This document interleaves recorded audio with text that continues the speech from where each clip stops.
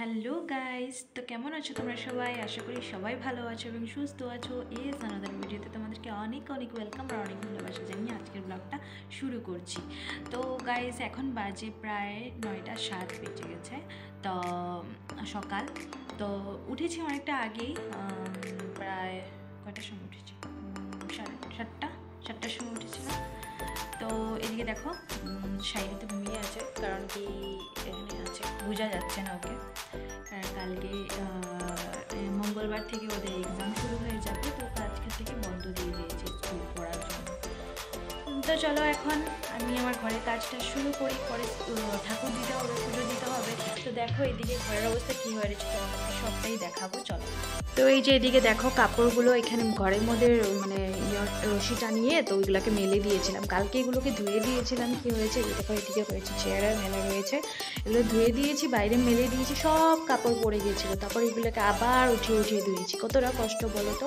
আর এদিকে দেখো ঘরের অবস্থা কী হয়েছে। এই দিকে দেখো সব কাপড় আছে আমার, মানে প্রত্যেকটা দিনই আমার চেয়ারের মধ্যে একটা না একটা কাপড় থাকবে, এটা পান্দা। আর এদিকে দেখো বালিশ ফেলে রেখেছে শাইরি, সকালে উঠেছিল। তো এদিকে দেখো কি কি বানায় কাগজ দিয়ে, সেগুলো আছে। তো এখন এগুলোকে গুছাবো। শাইরি এখানে ঘুমিয়ে রয়েছে, হালকা পাতলা বিছানাটাকে গুছিয়ে নিব। তো এদিকে চলো রান্নাঘরটা তোমাদেরকে দেখিয়ে দিই। রান্নাঘরের কি অবস্থা দেখো।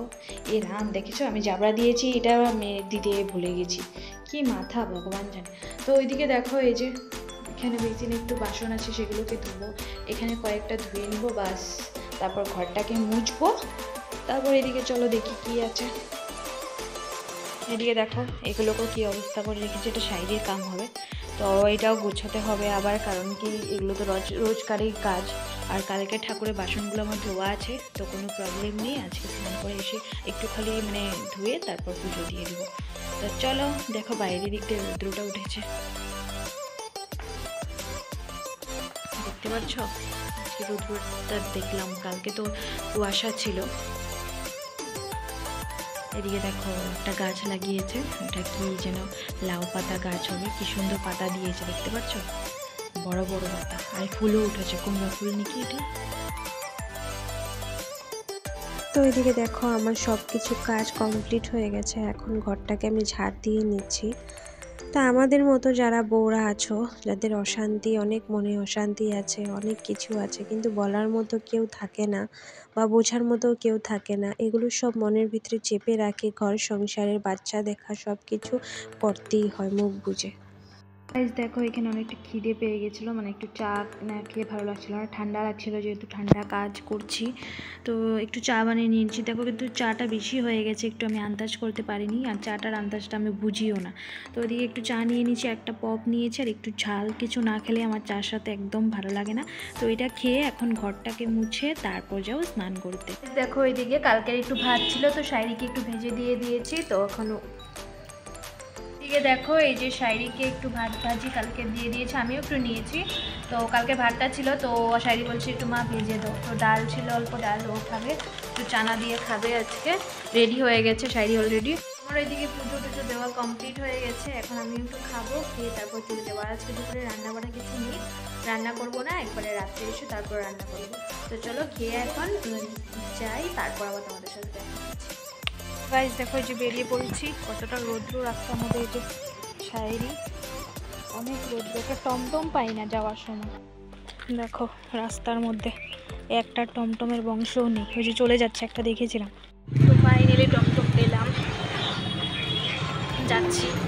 ও রাস্তার ভিতরে এত ধুলাবালি, কাজ চলছে এদিকে। দেখো এদিকে দুপুরে খাওয়ার, এই যে নিরামিষ সবজি একটা বানিয়েছে, আর এই যে আচার, পাঁপড়। এটা কি গো? তরকারি, ডালের বড়ার তরকারি। তো আমরা এখন খাবো। খেলছে শ্রাবণী আর শাইরি, কি সাজিয়ে আমরাও ছোটবেলা থাকতে এরকম খেলতাম। এগুলো দেখে, ওদেরগুলো দেখে আমাদেরও মনে পড়ে। গাইস দেখো এখন আমি একটু ছাদের উপরে এসে পড়েছি। তো ওইখান থেকে আমরা সন্ধ্যাবেলা কালকেও তোমার যে আগুন জ্বালিয়েছিলাম, আগুন তাপিয়েছিলাম। তো আজকেও দেখি এখানে কি কি আছে, অল্প টুকরা উকরা নিয়ে যাব খড়ির, তো নিয়ে গিয়ে আবার আজকে চলাবো, তোমাদেরকেও দেখাবো। তো চলো দেখি এখানে আছে নাকি, কি কি নিয়ে যাই। তো দেখো আমি তো কিছু পাচ্ছি না, এটা একটা পেয়েছি। এই যে মামি আমাকে বসে লেকচার মারছে যে কি কি আছে নাও। এত বড় বাঁশ পেয়েছি। এদিকে দেখো তানিয়া ঢুকছে এইখানে। এই যে দেখো পেয়েছে একটা। ও এখনই তো আমি ব্যথা পেতাম। তো গাইস দেখো এই যে এতটুকু খড়ি হয়েছে, এই যে এতটুকু, এগুলো নিয়ে রাখি নিচে। তো চলো। তো গাইস দেখতে পাচ্ছ এই যে আমাদের বাড়ির সামনে 3টা গেস্ট হাউস আছে। এখানে 3টা আছে, একটার মধ্যে 2টা করে, আর এটা একটা। তো আজকে 3টাতে বউ ভাত আছে, আর ওই দিকে একটা লাস্ট মাথায় আছে, তো ওইটা তো আজকে আছে পুরো ভর্তি। এদিকে দেখো পেঁপে গাছ, পেঁপে ধরেছে, একদম হাত দিয়ে পারা যাবে ছাদের উপর থেকে।